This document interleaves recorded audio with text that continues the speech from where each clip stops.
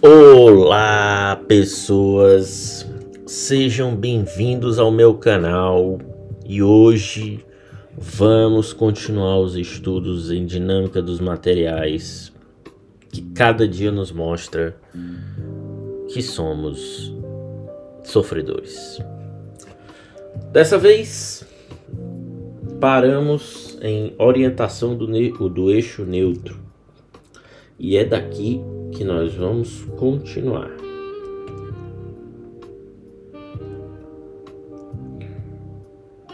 Mas primeiro, meu nome é Anderson, eu sou engenheiro mecânico formado pela Federal do Ceará.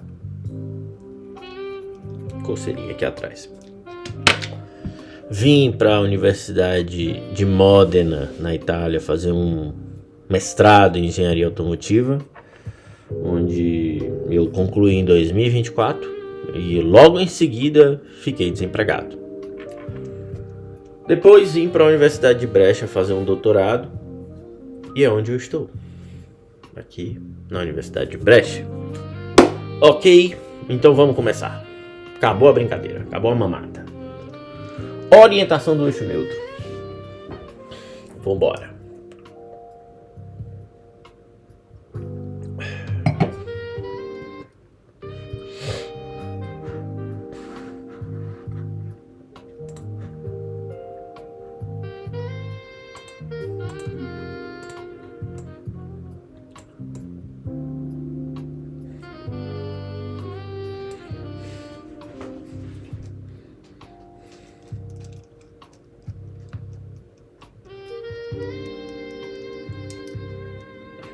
Certo.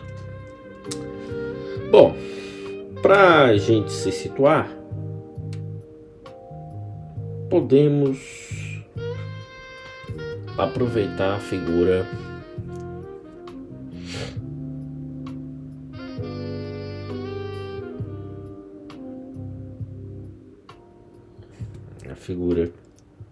que desenhei no vídeo passado. É exatamente essa daqui.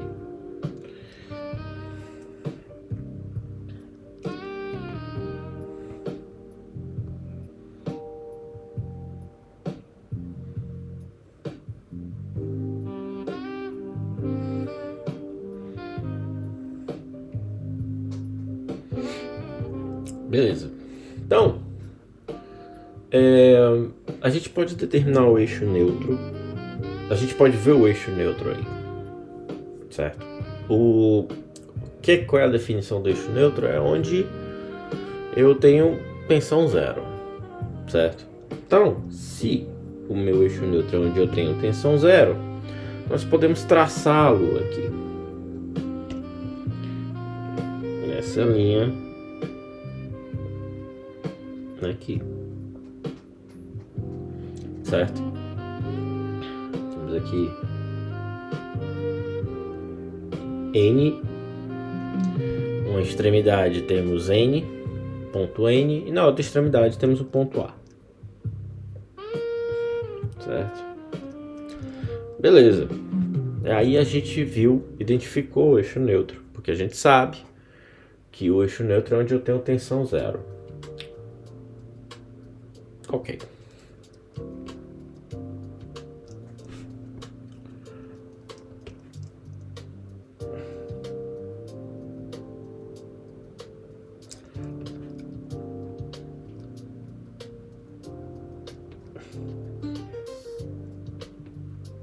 O eixo neutro é a linha onde as tensões são nulas.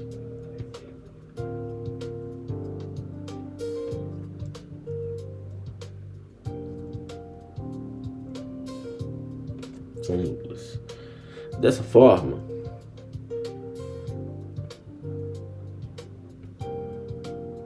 pode-se traçá-lo na figura acima.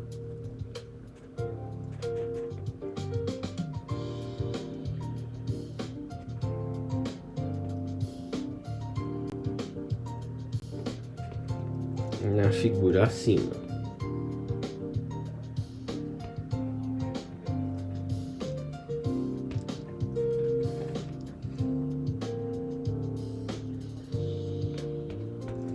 Além disso, após traçado o eixo, né? Além disso, pode-se observar que há um ângulo ali.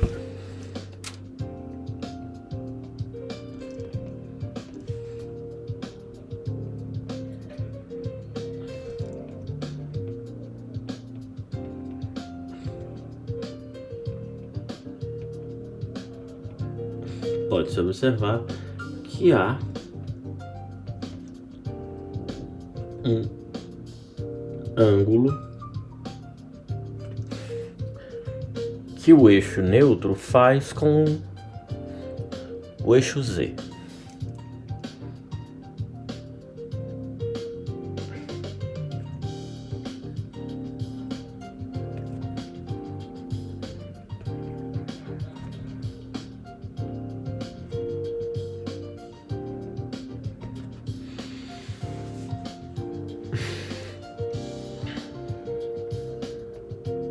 Este é dado por alfa. Dado por alfa. Ficou feio esse alfa aqui, gostei não. Este é dado por alfa. Então podemos escrever aqui, né? Vou botar azul para ficar mais claro. Certo? E aqui está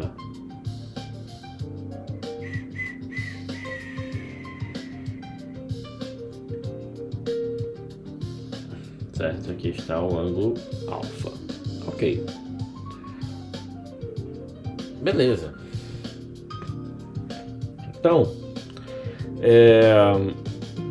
essa foi uma forma que a gente usou visual. Mas se eu quiser determinar o eixo neutro, eu posso aplicar a seguinte equação, a equação que a gente viu no vídeo passado. Sigma é menos mzy, momento de inércia em z, mais my vezes z, e dividido pelo momento de inércia em y. Só que qual é a condição do eixo neutro? Certo? Sigma igual a zero.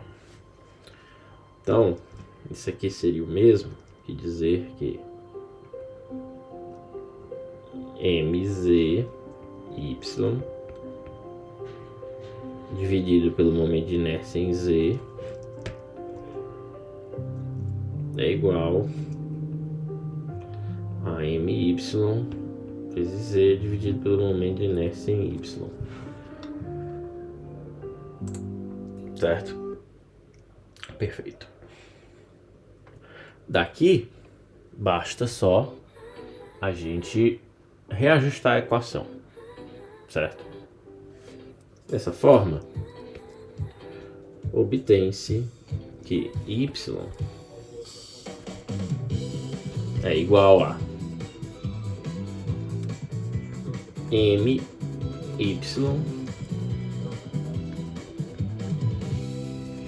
dividido por iz, certo? Que é o momento de inércia em z, dividido por mz vezes o momento de inércia em y. Certo? Beleza.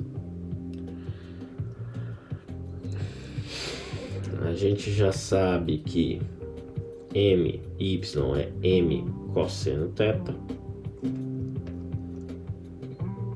e que mz é igual a m seno θ, certo? Então, quando a gente substituir aqui, a gente vai ter que y é igual a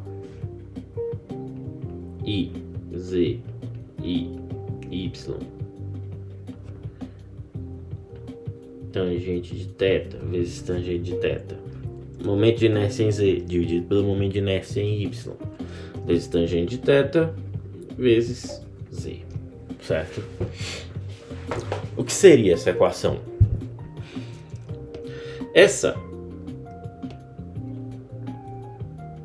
Essa equação é a definição de eixo neutro. É a equação que nos dá o eixo neutro. É uma equação de reta, certo?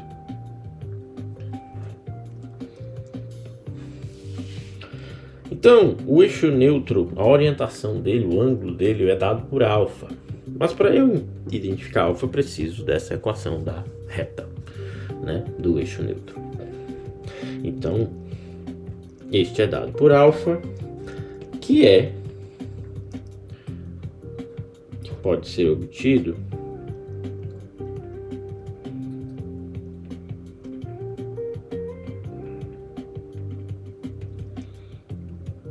através da equação de reta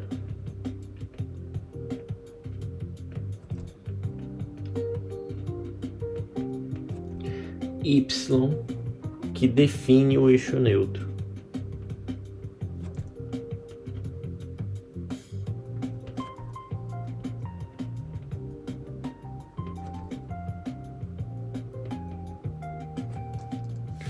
Que define o eixo neutro para a seção transversal.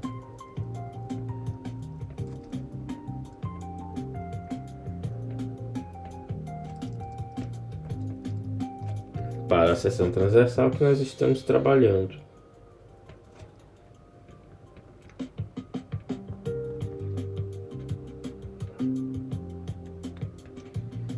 Certo? Beleza.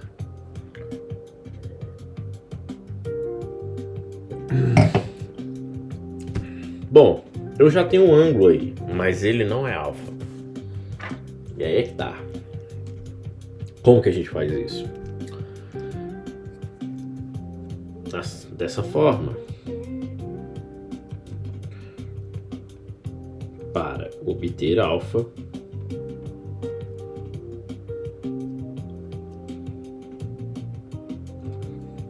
escreve-se. Eu vou pegar a minha equação de reta, copy, paste e trazer para cá. Beleza. Ok, minha equação de reta. Eu preciso do ângulo alfa. Eu já tenho um ângulo θ, mas θ não é alfa. θ é o ângulo de torção, basicamente. Certo?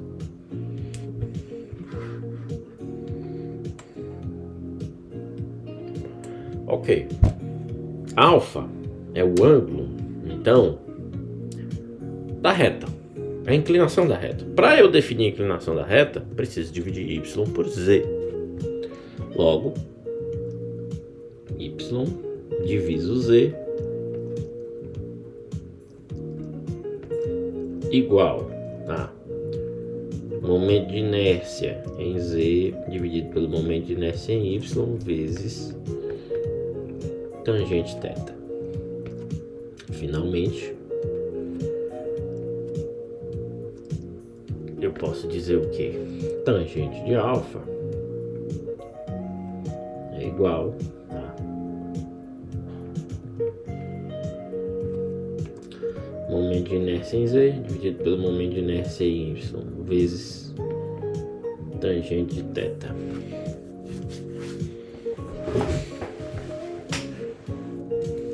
Certo? Então, aqui nós temos finalmente definidos a equação da reta para o eixo neutro. Temos a distribuição de tensão, certo? E agora a gente tem um ângulo do eixo neutro, da linha de eixo neutro, que é uma reta.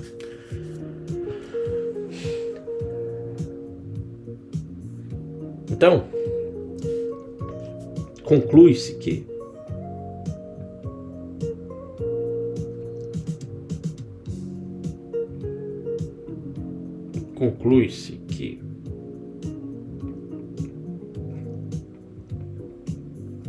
na flexão assimétrica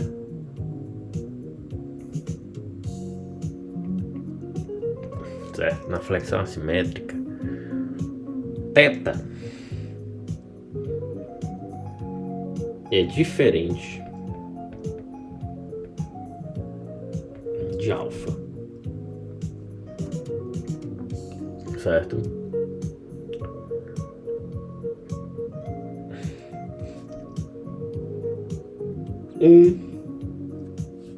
O primeiro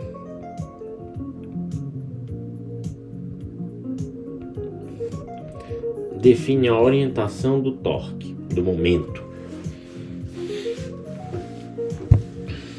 Define a orientação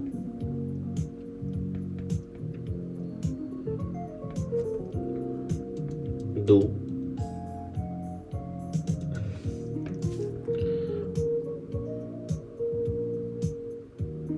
momento M, enquanto que o segundo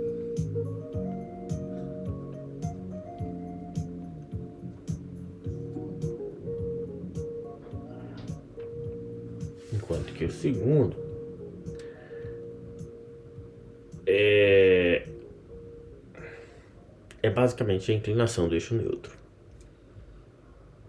É a inclinação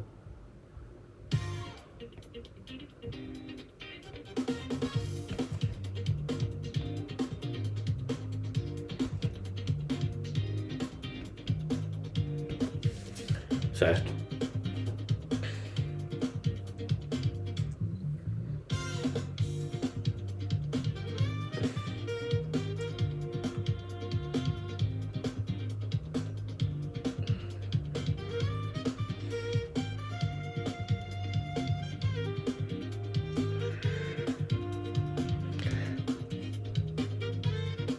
A exceção para esse caso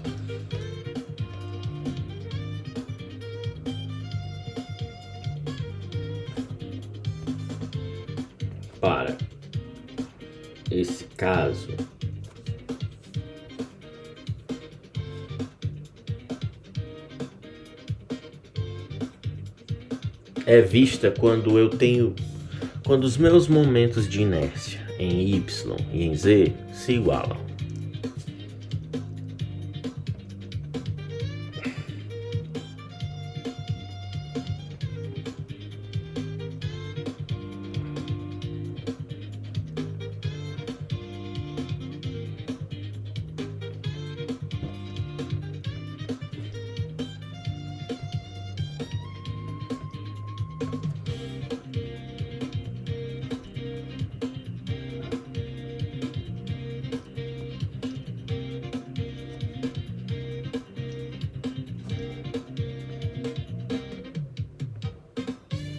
Certo.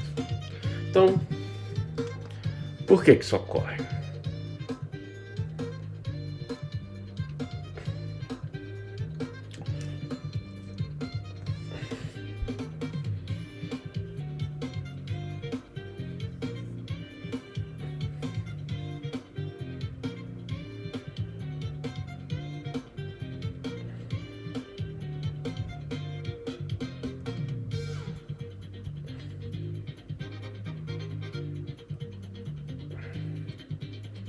Porque para eu ter uma flexão assimétrica, além do momento aplicado de maneira aleatória, eu preciso ter uma área que não é totalmente simétrica, né? Ela pode ter algum grau de simetria, mas a partir do momento que a partir da condição em que os momentos são iguais, aí eu já não consigo mais obter esse caso, certo? Beleza.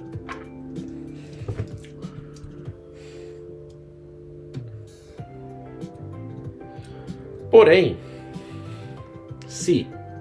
aí eu vou voltar para este casinho aqui. Esse caso aqui que a gente fez nos vídeos anteriores.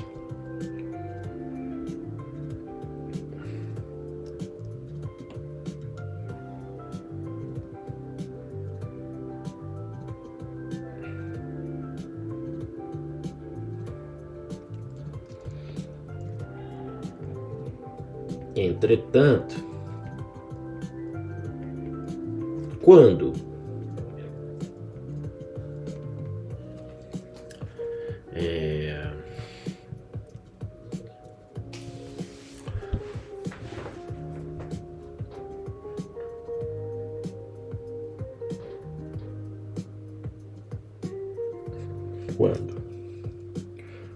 o eixo Y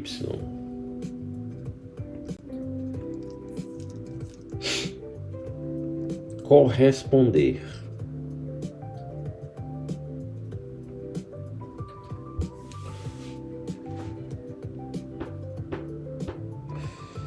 ao eixo principal de um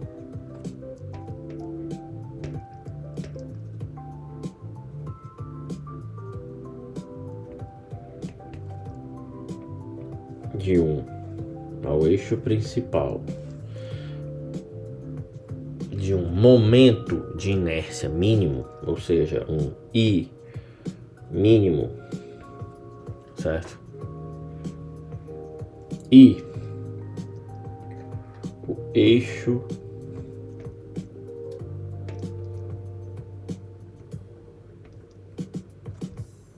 Z corresponder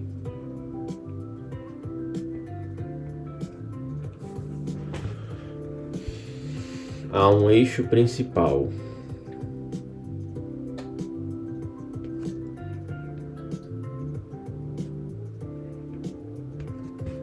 quando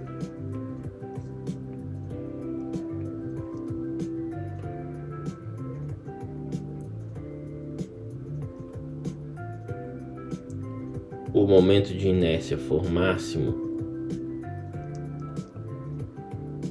ou seja, momento de inércia máximo,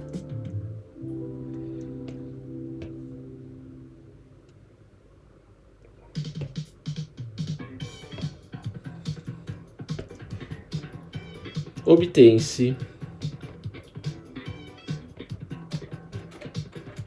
que o momento de inércia em Y é menor que o momento de inércia em Z. Certo. Então, eu vou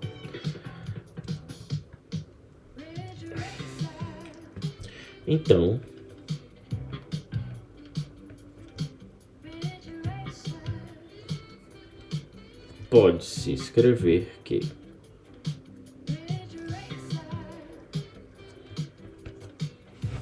certo? Eu vou ter tangente de alfa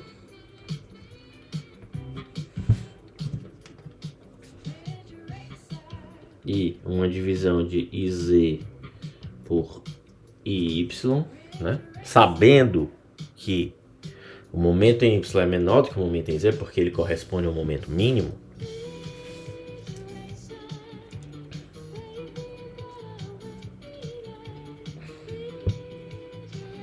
Vezes tangente de θ para y menor que iz. O que é que vai acontecer? Certo? Alfa será positivo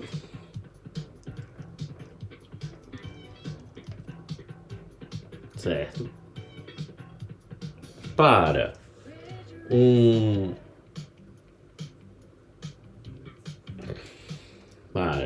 Z positivo, ou seja, na orientação positiva de Z, certo? E na orientação positiva de Y.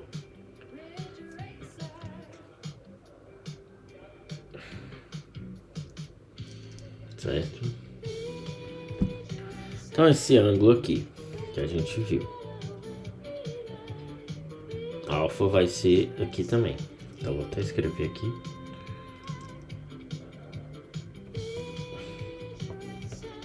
Né? Alfa e θ vão estar nessa região aí. Não são iguais. Explico. Certo? Alfa. Na verdade, também é melhor botar de outra forma, pera aí. O bicho burro, puta que pariu. Vamos dizer que seria mais ou menos assim.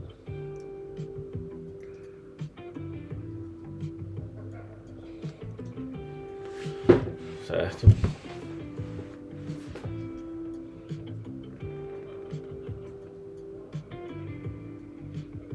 E o eixo neutro vai ficar mais ou menos assim. E aí, o que a gente pode dizer? Isso significa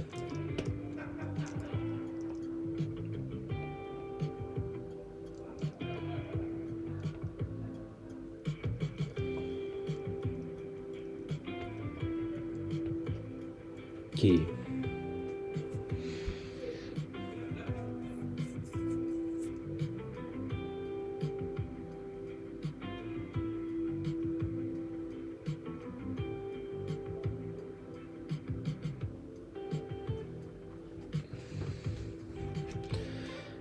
isso significa que θ, o ângulo de orientação do momento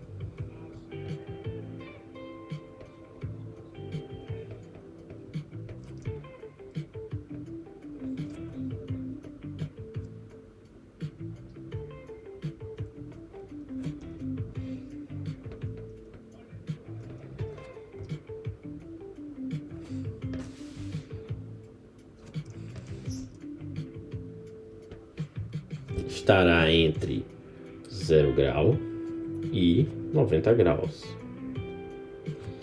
certo? Opa, não. Isso significa que o ângulo de orientação do momento será um limite inferior do ângulo de inclinação do eixo neutro.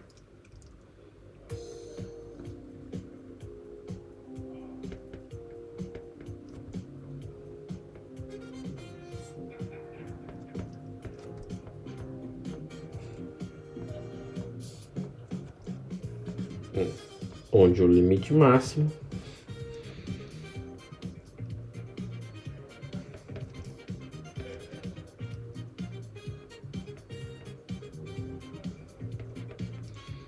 é 90 graus. Ponto final. E aí eu posso escrever θ menor igual a alfa, que é menor ou igual a 90 graus. Certo? Ou seja, alfa está entre o valor de θ e 90 graus. Ok. Próximo tópico. Que a gente vai ver de diferente agora. Eu acho que é vigas compostas. Eita, compadre. Errei muito essas questões. Lembro bem desses dias de tristeza, de mobralismo. Vigas compostas.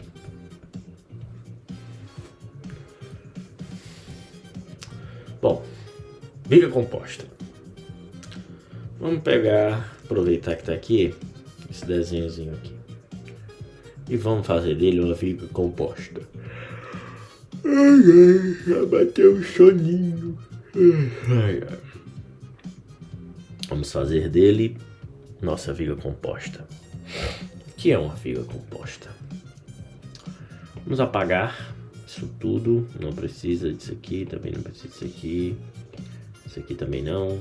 Aqui pode sair. Tchau, momentos.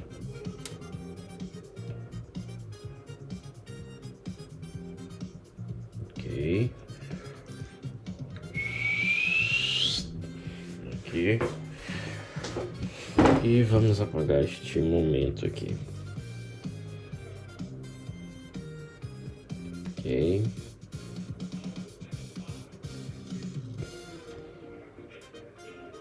Aqui. Nossa viga. Viga composta. Viga composta é uma viga onde eu tenho dois materiais diferentes fazendo camadas nessa viga. Então, falando em camadas, eu acho que a gente já se tocou mais ou menos aqui. Sabendo que vigas têm orientação, certo? Da tensão ao longo da seção transversal, usar materiais diferentes é uma forma de você colocar materiais mais leves, onde não tem tanta requisição, e colocar materiais mais densos e fortes, onde é mais requisitado. Então posso representar aqui uma viga muito comum, representação bastante comum nesse tipo de livro, que é a viga de placas de aço com um pau no meio, certo?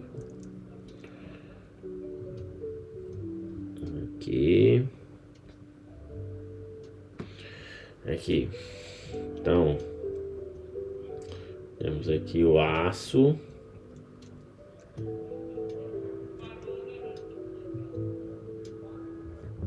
E temos aqui a madeira,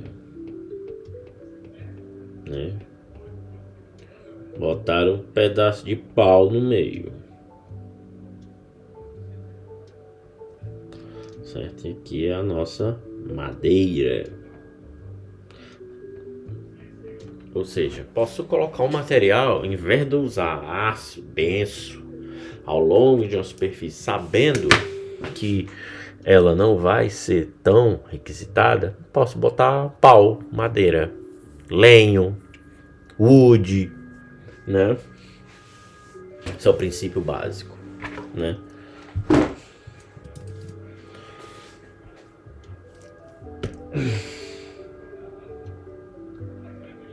O princípio básico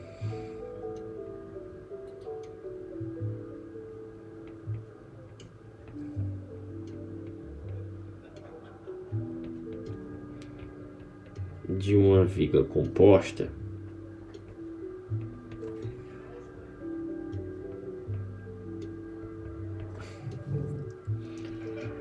é utilizar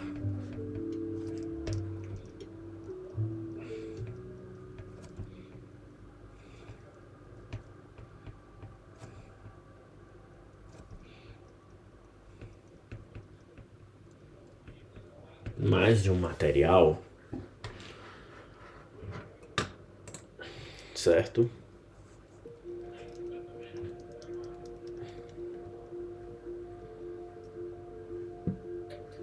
Para obter uma viga final mais eficiente.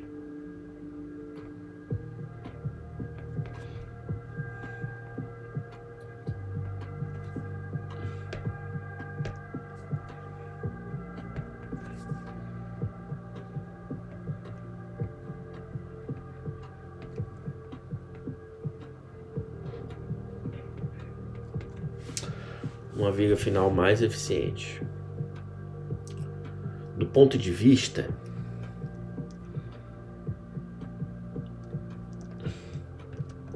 não, uma viga final mais eficiente, isso significa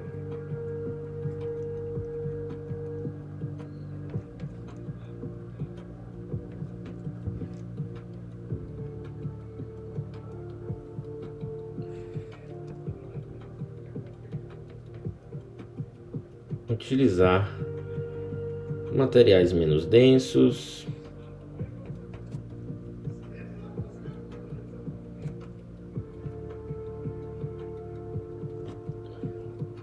onde não há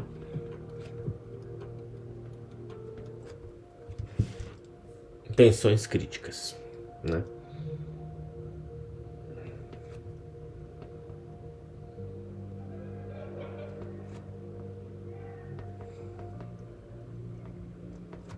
certo?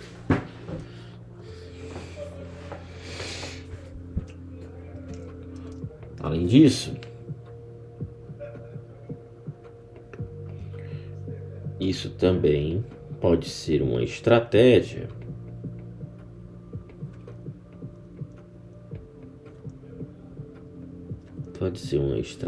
para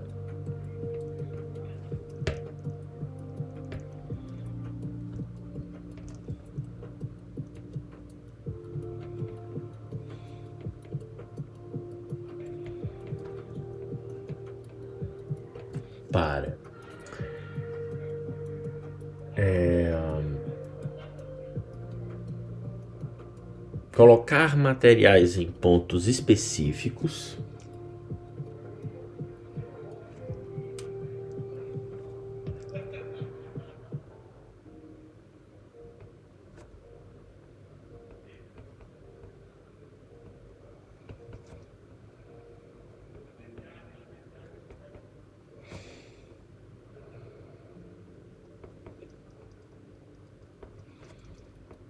para resistir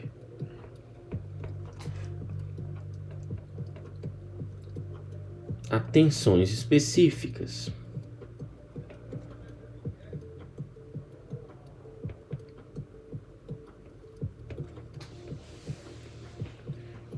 Por exemplo,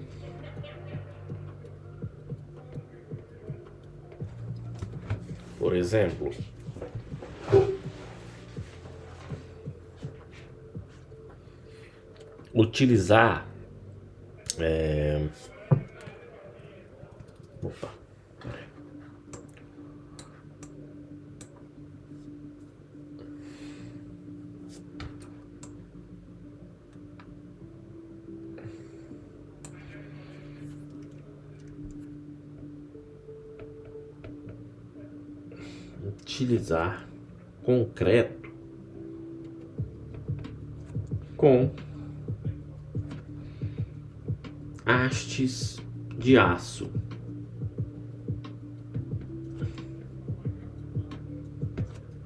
É um exemplo. Por quê? Porque o concreto, ele lida bem com tensão de compressão.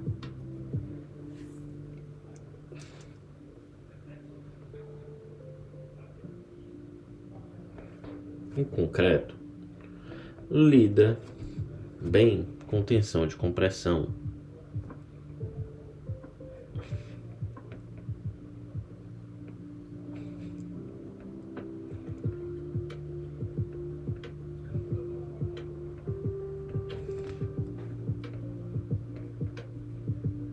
Porém,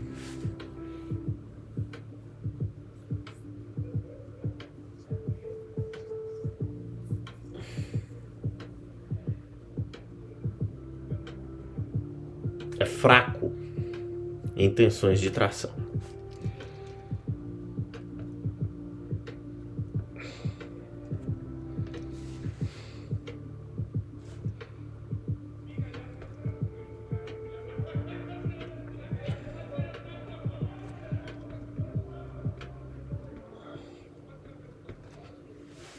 Certo? Então, como a gente viu, se eu tenho uma haste, eu aplico uma carga aqui, certo? Ela vai se deformar, certo?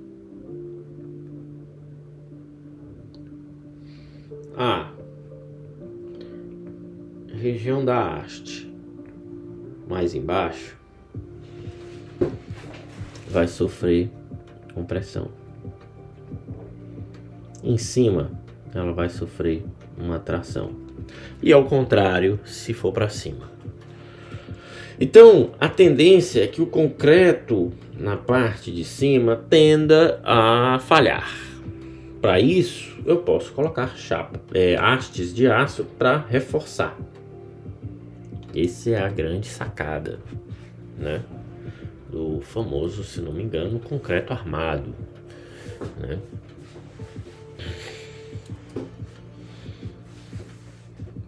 Ok? Então, eu posso até pegar isso aqui e adaptar, só pra gente entender como é que fica. Copy, pastel, certo? Apaga tudo, para você, para você, para você também, para você aqui também. Tchau. Temos aqui nossa viga de concreto armado, certo? Aí, só que eu vou ter um momento, né? Nessa viga aqui, imbecil, tem que pôr de outra cor, Neandertal.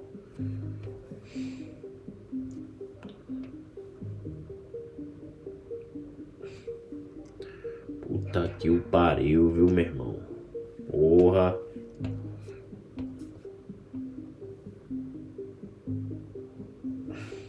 Tá. Nem tá 100% paralelo, mas...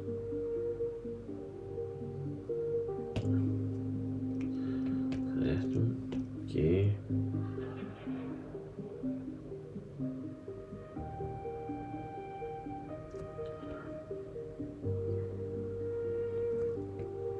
Perfeito. Aí eu só completo aqui. Aí o nosso momento. Que o nosso momentinho. Beleza. Sabendo onde eu vou ter tração, eu meto a haste de aço.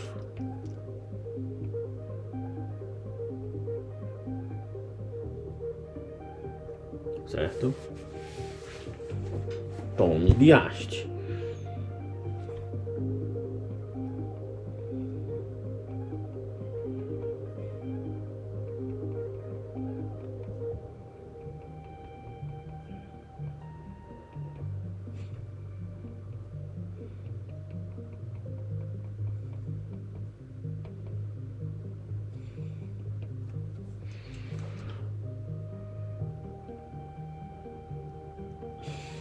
Certo? Então tá aqui umas hastes.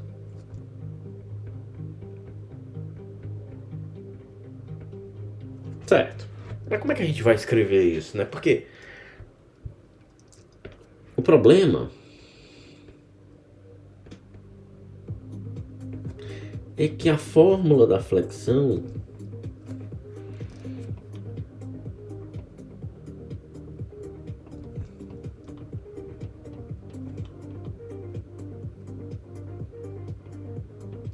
certo? Ela foi desenvolvida para material homogêneo, igual como a gente estabeleceu lá no começo do vídeo, certo?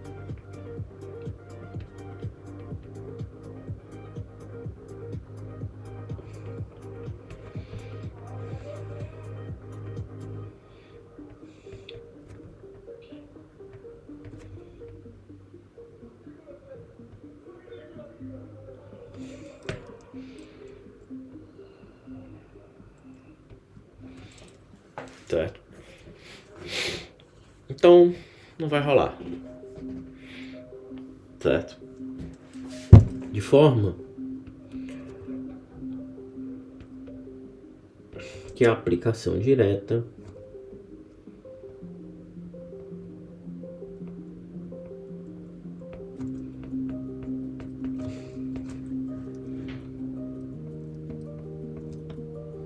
desta fica comprometida.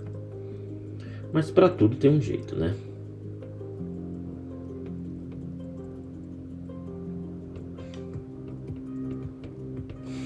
Fica comprometida. E aí é o ponto, certo? O objetivo aqui é converter esse método, certo? Na verdade, converter essa viga em uma viga resultante, né?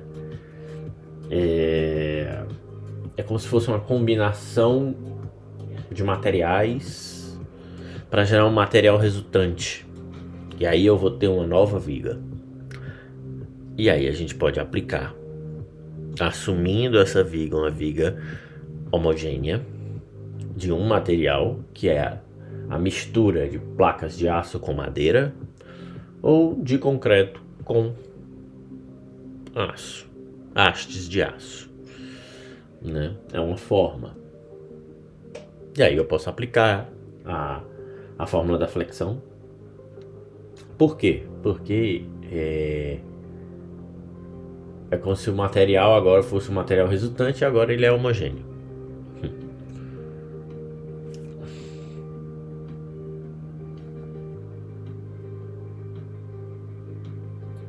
A solução é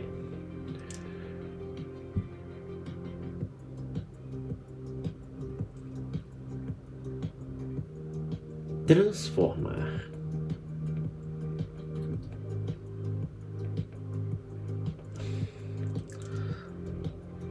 a dada viga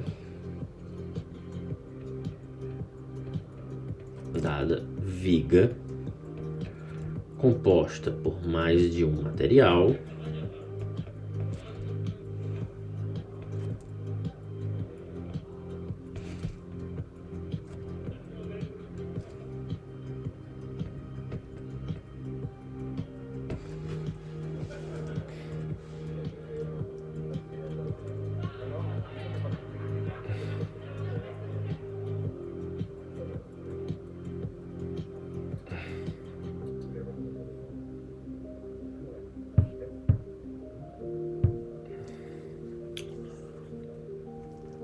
em uma resultante em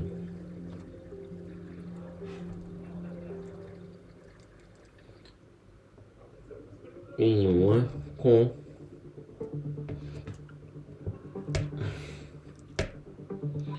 um material resultante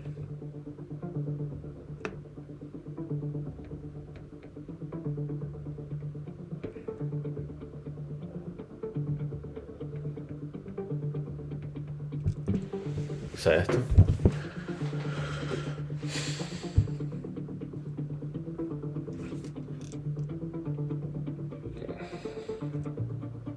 Assim, a seção transversal dessa nova viga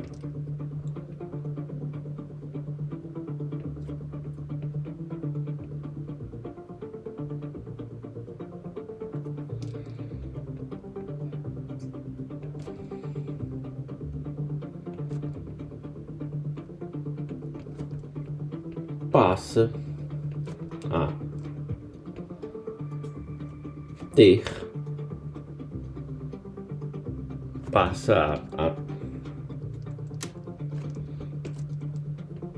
passa a atender a condição de material homogêneo.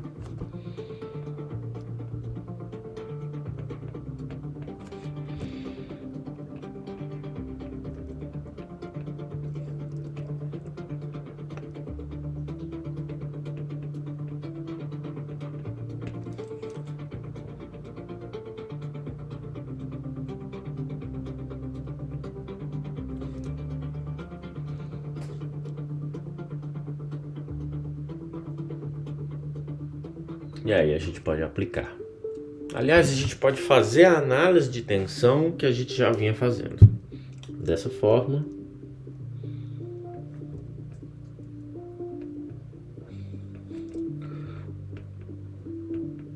todos os procedimentos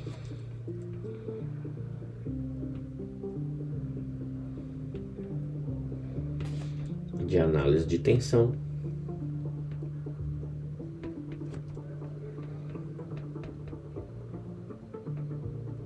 e obtenção da fórmula da flexão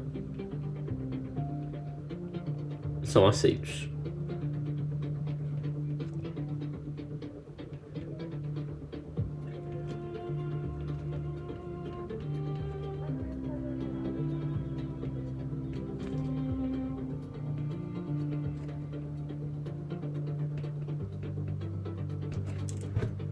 Certo? Beleza.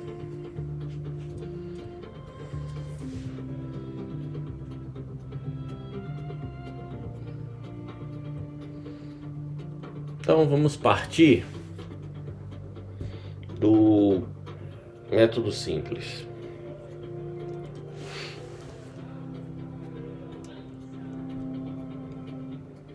Então,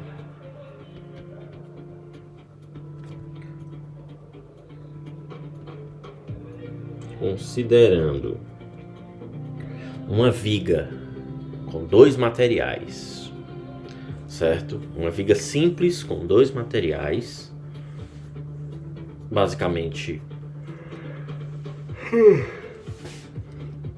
de condição simétrica, né? Então, considerando uma viga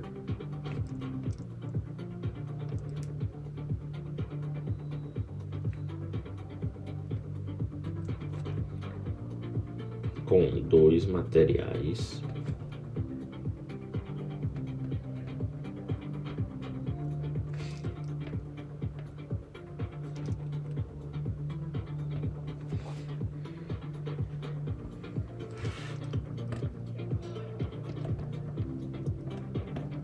pode-se desenvolver a análise.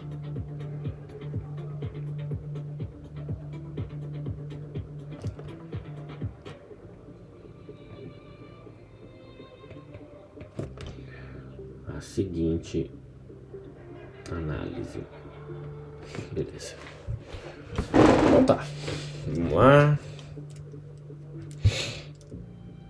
Pegamos aqui uma seção transversal.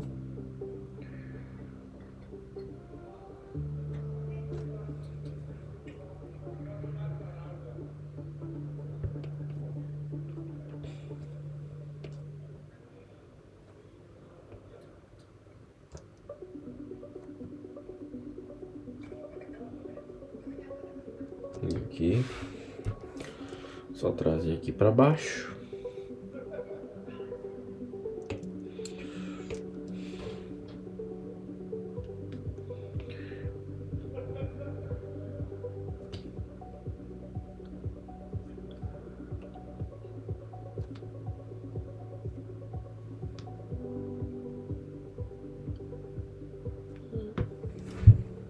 Certo? Mas essa viga é composta por dois materiais. Então, mais ou menos aqui. Eita, Parkinson aqui tá foda. Mais ou menos aqui temos a nossa divisão. Então temos aí uma viga bimaterial, uma viga de material compósito, com altura H, certo? Largura B.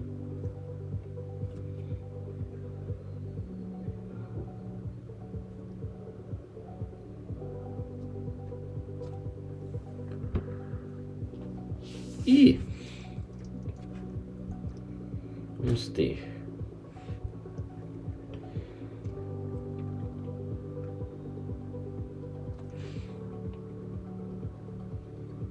nosso eixo, sistema de coordenadas Y, X e Z aqui. Temos também um momento agindo dessa forma, de forma que a seção a ser comprimida, né, a seção superior, certo? Beleza. Então temos aqui a análise.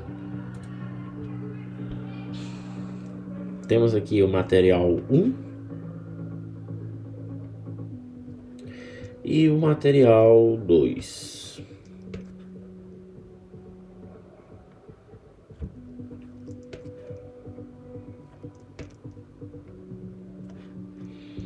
Certo?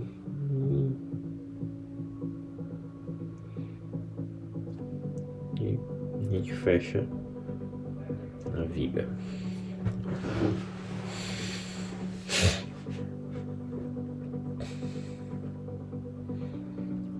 Beleza, temos um momento fletor aplicado dessa forma.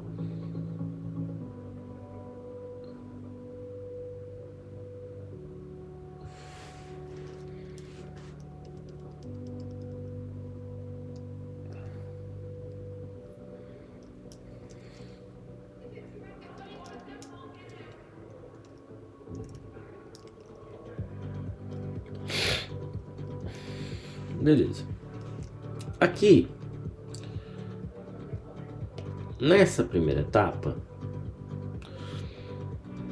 tudo vai acontecer conforme o esperado.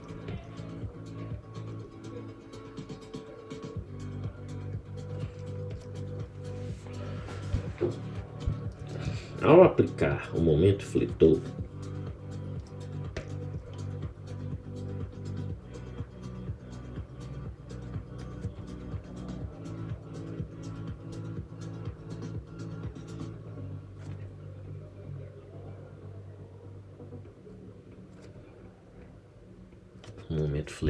M, certo? E assim, a gente já falou que agora é material homogêneo, né? A área da seção transversal permanecerá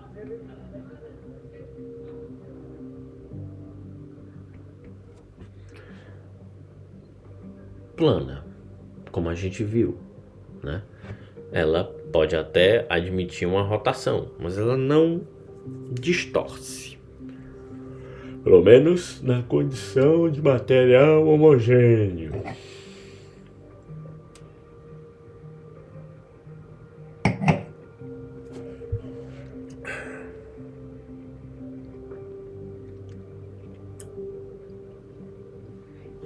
Certo? Permanecerá plana.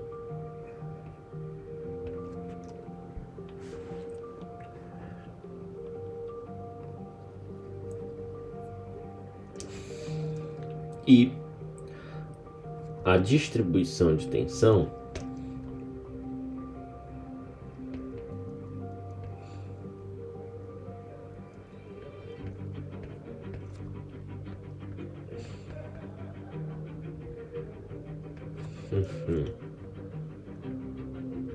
varia de 0, certo? No eixo neutro,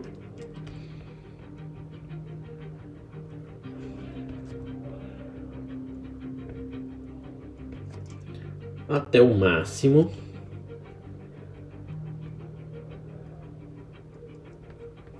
no ponto mais afastado deste.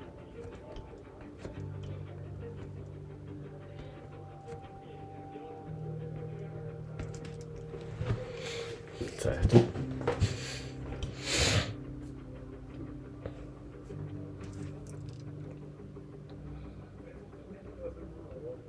Ou seja, a gente está basicamente aplicando o mesmo processo de antes. Então posso aplicar, certo? Porque eu estou considerando que eu vou ter uma condição própria para isso, porque eu vou assumir um material hipotético resultante da mistura desses dois materiais, certo?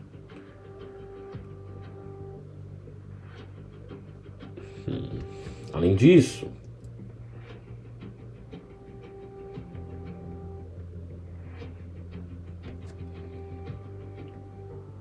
a lei de Hooke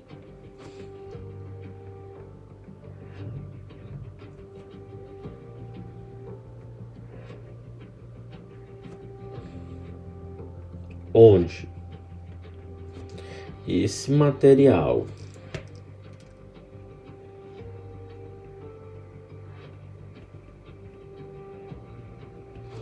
se comporta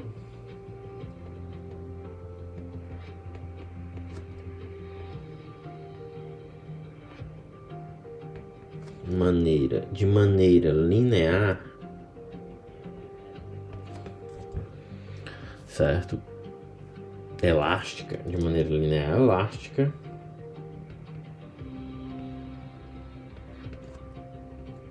pode ser aplicada.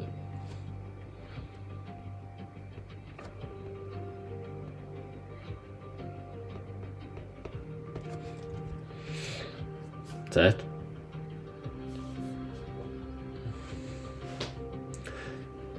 Isso é válido para qualquer ponto do material.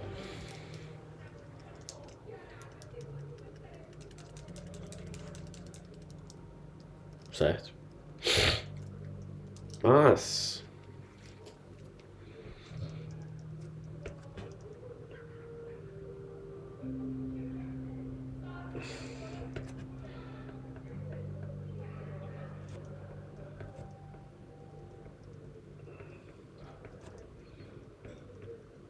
para quaisquer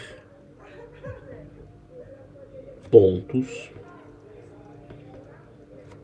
dos materiais 1 e 2.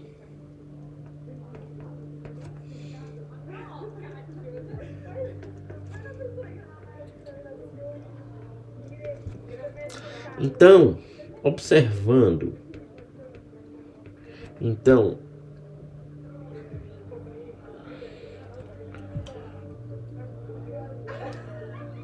considerando inicialmente os materiais separadamente,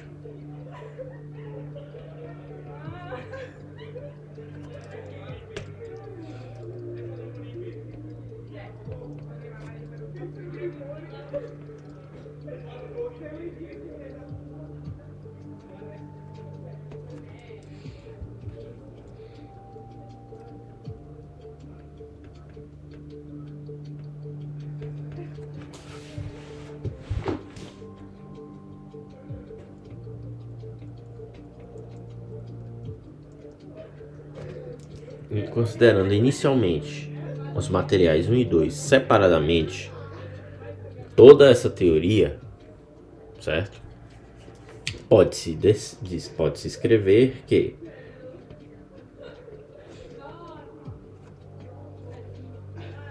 pode-se aplicar a lei de Hooke.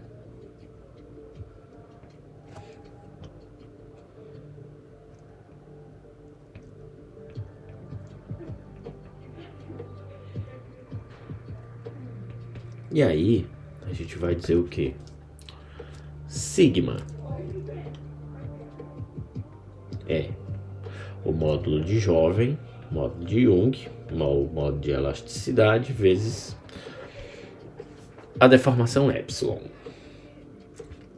De maneira análoga, considerando só o material 1, depois só o material 2, módulo de jovem de 2, vezes a deformação. Aplicação pura da lei de Hooke. Certo? Beleza.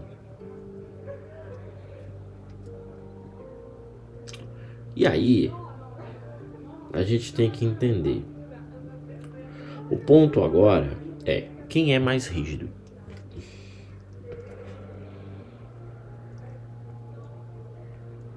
Qual é mais rígido?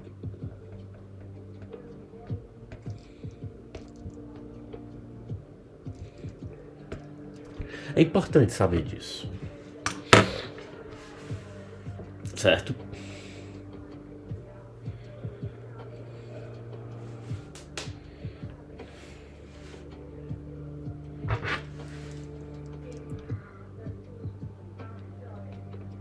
Então,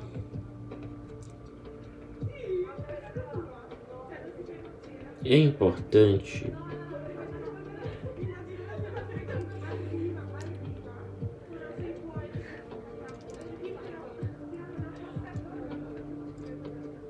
ter o entendimento, ter o conhecimento de qual destes é o mais rígido.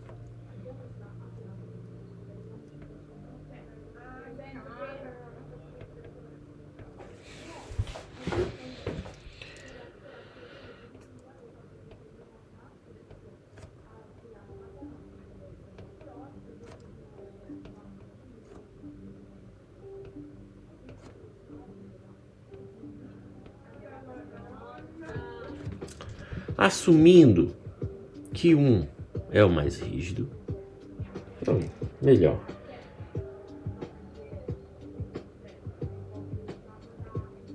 Assumindo que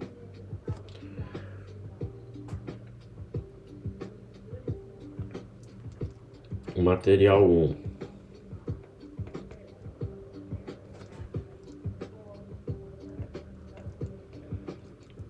é mais rígido,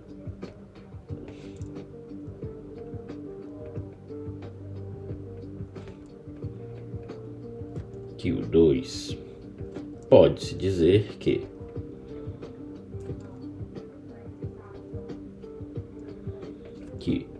o módulo de elasticidade de 1 é maior do que o módulo de elasticidade de 2, certo?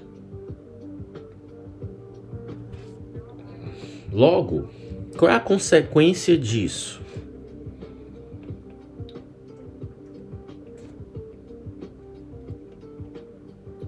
Dessa forma, a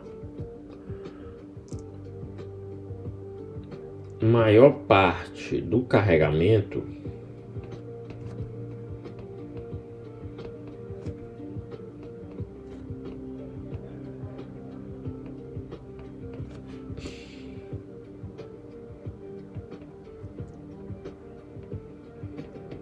será suportado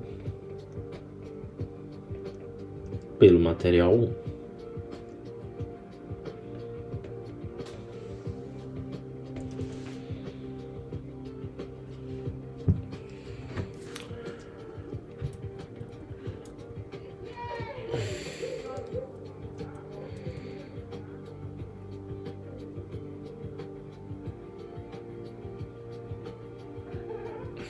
Certo? A maior parte vai ser suportada pelo material 1. E aí, qual vai ser a distribuição de tensão nesse caso? E é isso que a gente vai ver nos próximos vídeos, porque já bateu 1 hora e eu preciso descansar. É isso. Damos aqui início a vigas compostas. Mais um fatídico tópico, né, de resistência dos materiais. Muito interessante. Eu gosto desse capítulo de flexão, embora tenha me fudido em praticamente todas as provas que fiz dele, né? Mas eu gosto, acho legal.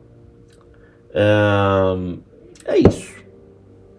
No próximo vídeo a gente vai ver como que fica essa distribuição de tensão e como é que a gente vai fazer para ter um material resultante e assim ter uma seção transversal resultante para uma viga composta e assim eu poder aplicar a fórmula da flexão de forma definitiva.